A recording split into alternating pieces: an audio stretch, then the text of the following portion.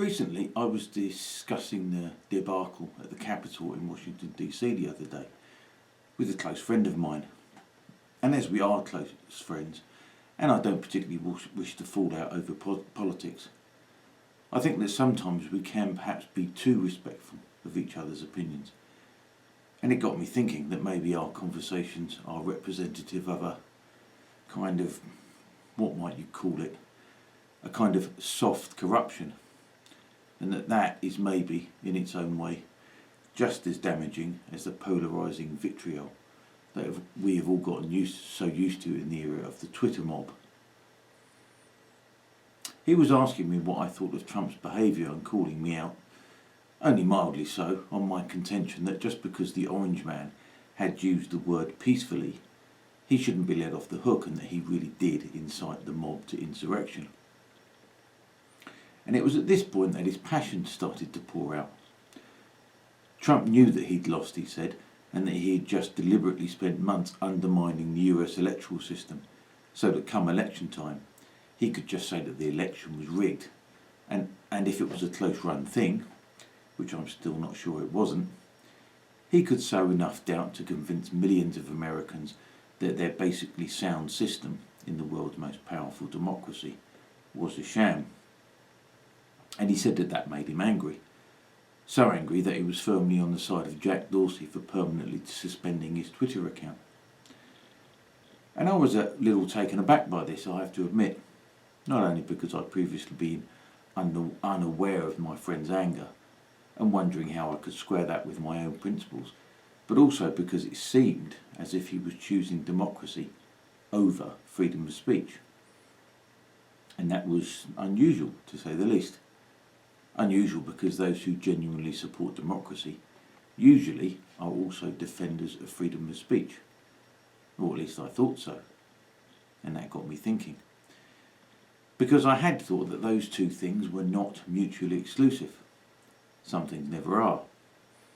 I'm told that in the 60s you could like the Beatles or the Stones, but not both. And it's understood that there are dog people and cat people. And although there is some overlap in the Venn diagram, like me, most people fall into one camp or the other. Among car enthusiasts in Australia, there is Ford or there is Holden. But it never occurred to me that one might have to choose between democracy or freedom of speech. Perhaps it's not so surprising because freedom of speech is just one of those values, or more correctly, the most supreme of all values, that has been undermined by those who claim, somewhat hysterically, that the only people who really value free speech are those that wish to use the N-word with abandon. That's why they want freedom of speech, like it's the only reason. And they even attempt to frame the whole issue as a white supremacist issue, because only Nazis could possibly want freedom of speech. Which is quite a stretch, I would have said, since freedom of speech was not, if my history serves me correctly, one of the founding principles of the Third Reich. Now, my friend is not of the lunatic fringe of the left. In fact, he has moved as far from those nutcases as he can get without actually being on the right. In their eyes, of course, that makes him a Nazi. But that's not saying much, as that includes almost anyone to the right of Joe Stalin. But his position, if I understand it correctly, is that Trump has used his unique position, that of being the single most powerful human being on earth, and by extension of his office, that he was, in effect, uncancelable, to spread bald-faced lies around the world. So, why should he be able to do that? That's a good question. And it was obviously a question that even Twitter wasn't sure of the answer to, since they didn't cancel his account for the duration of his presidency, but then did so just days before he was due to leave office. So he was uncancelable, and then he wasn't. So for 4 whole years he wasn't, and then he was for the last 2 weeks or so of his term. What changed? He was still president. It seems strange to me that for 1,400 or so days he was uncancelable, and then he wasn't for the last fortnight. I suppose the argument is that he had finally done something so heinous that it was the straw that broke the camel's back. But to me, I would have thought that if it is within Twitter's remit to decide who gets to speak on its platform and who doesn't, and even that's arguable, I would have thought that they might have reasoned that we can't censor the president, but we can censor a private citizen. It would have made more sense to cancel his account on Inauguration Day, when Biden was sworn in and the Orange Man reverted back to being just plain old Donald J. Trump. Did they really think that he was going to try again and attempt an actual coup? Really? Or like the Dems had again started going on about impeachment, were they just showboating? Or perhaps they were just too coy about going after Trump until he became a lame duck president who wasn't about to be able to go after them in his last days in office. Maybe they were only just able to summon up the courage to make such a bold step when they knew that they were already home free. But Jack Dorsey, in his dotage, will still be able to pull the pants off anyone made to listen. Hey Sonny, did I ever tell you about the time I cancelled a president? But although my friend is fully supportive of the ideal of democracy, he has, by his own admission, recently struggled with supporting the principle of free speech. And you may be surprised that I have not always been fully on side with it either. Having weighed up the pros and cons in my mind, I've come down on the side of free speech, mostly because, despite some dangers, I don't think that there is any alternative. But the thing that made me waver was the behaviour of the press. And I am talking mostly about the pre-internet, pre-social media days.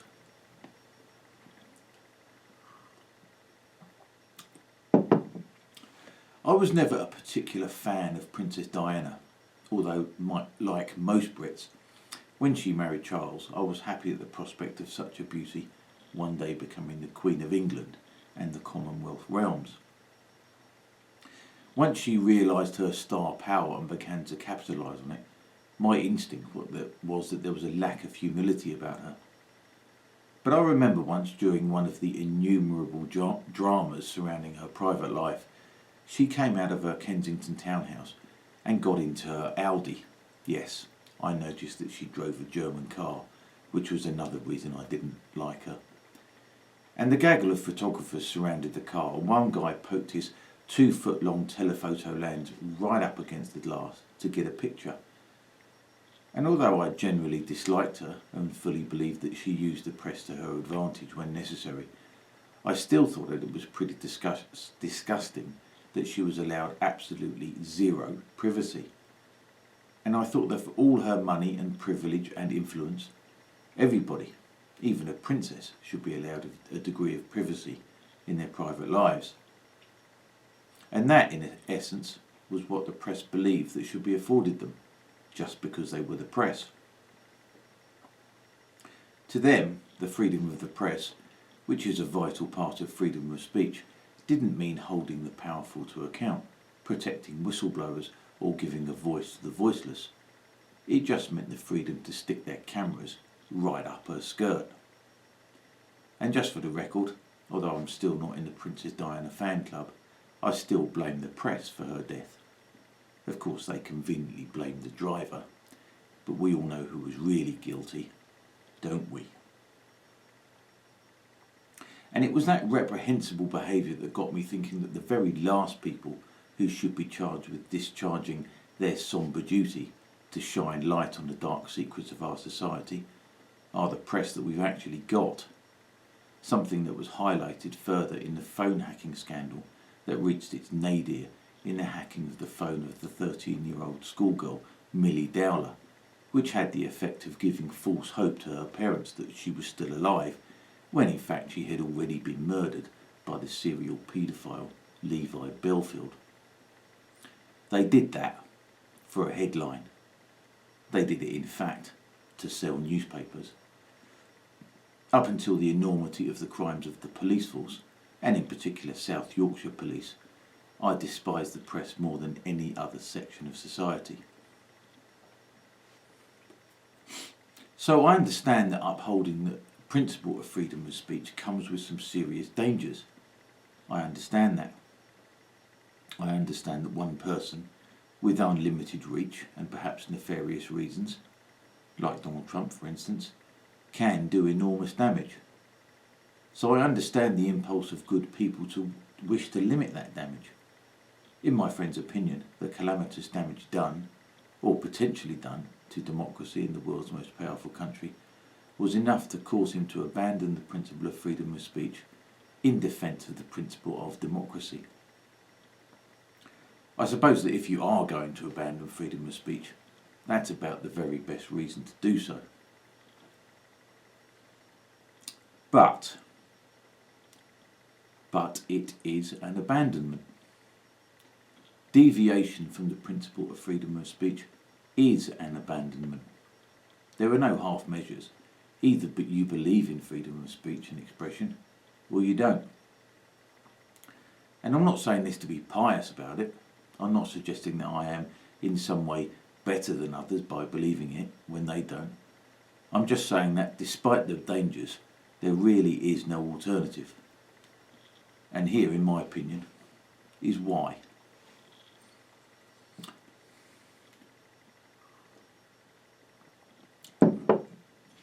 Of course it's true that some people have more power, more sway and more influence than others. That's just the way of the world.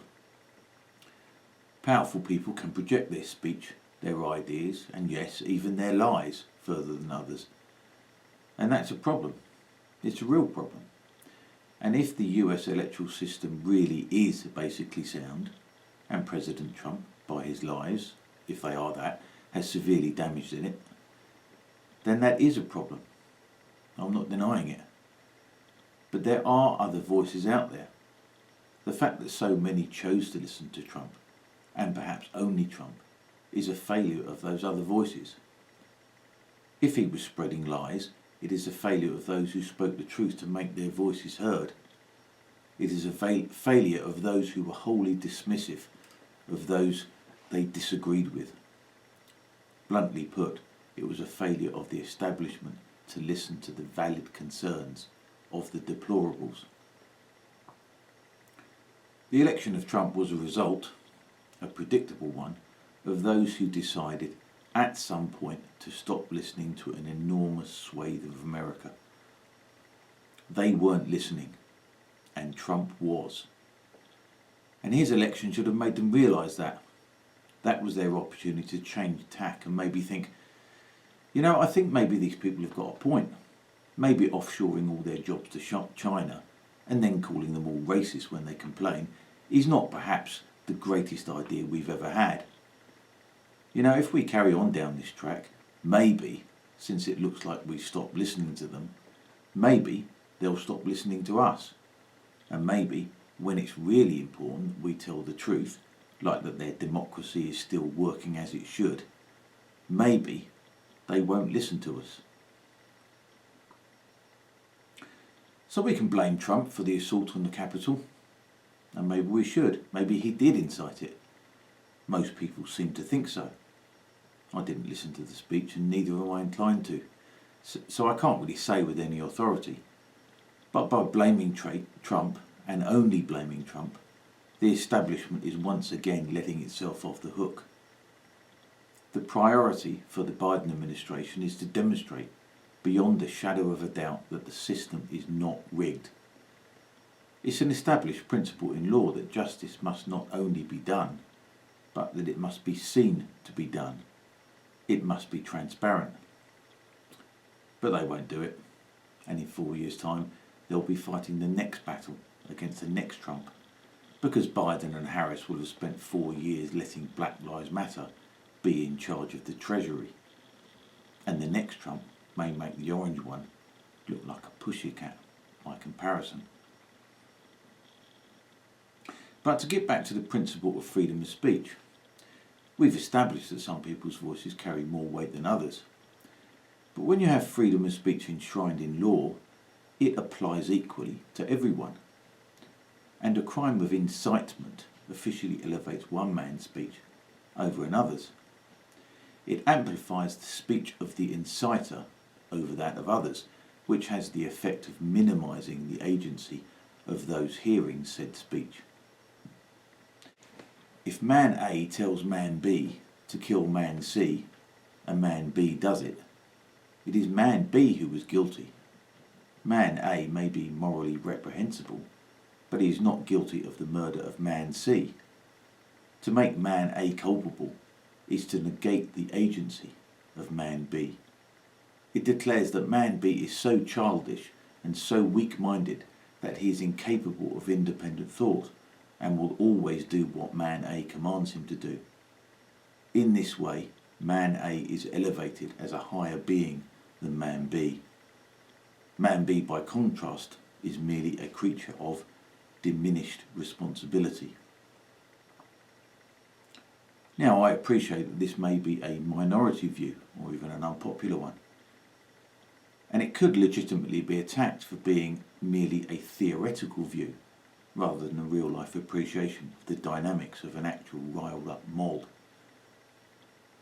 That may be true, but that's what principles are. They describe what should be, which is moral, rather than what is, which is relativism.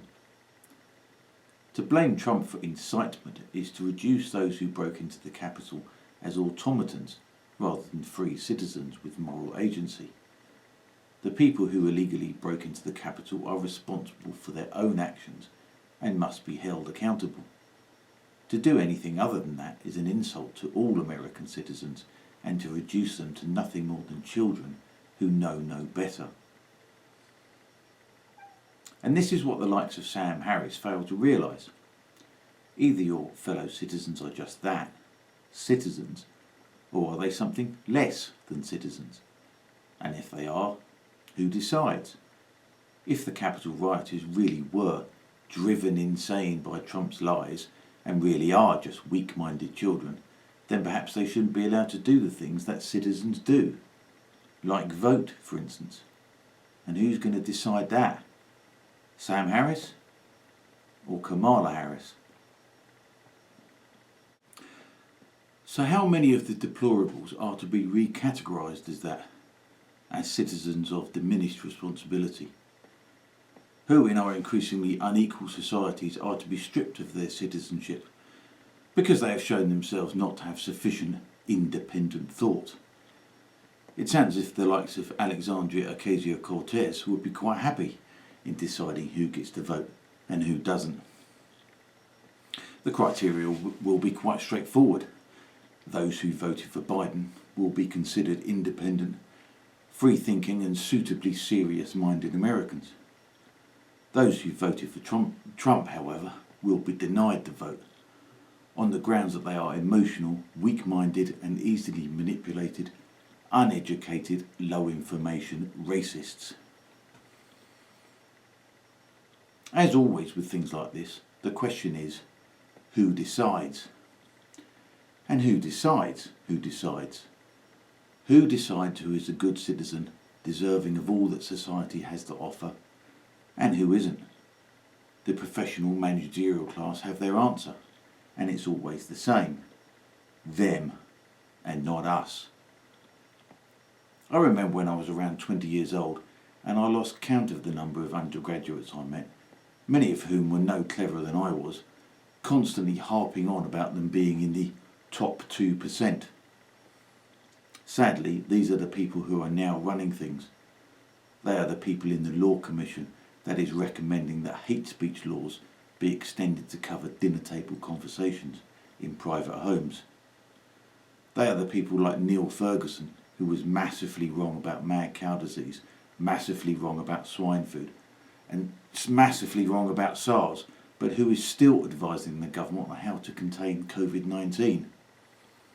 These are the people who are at the top of the sclerotic civil service, the same civil service that strained every sinew to deny the emotional, weak-minded and easily manipulated, uneducated, low-information, racist, knuckle-dragging British public their desire to leave the European Union.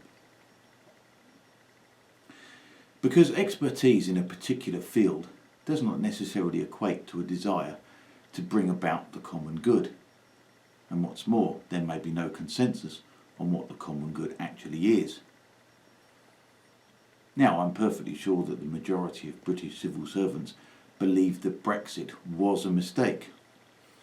And because almost all of them were university graduates, I'm sure they also believed that they possessed knowledge that was superior to that of the average, i.e. non-civil servant, citizen.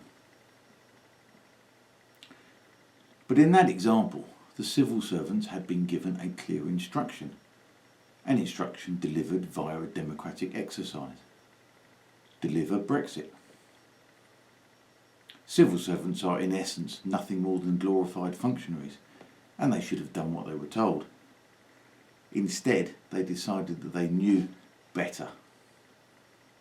And for over 4 years they attempted to undermine a democratic mandate in favour of their own supposedly educated, but nevertheless entirely subjective opinion. They assumed to themselves the power to decide. The answer to that question of who decides was, as always, well, we, the civil servants, do. But in Britain, as in the US and elsewhere in a democracy, it is the citizen who decides, or at least it bloody well should be, just as it is the citizen and not the rabble-rousing demagogue who is responsible for his own actions. Democracy belongs to the citizen, and freedom of speech is the mechanism by which the citizen expresses his democratic will. With the greatest of respect, there is no reason to choose between democracy and freedom of speech, and neither, in my humble opinion, should there be. Stay free, everyone.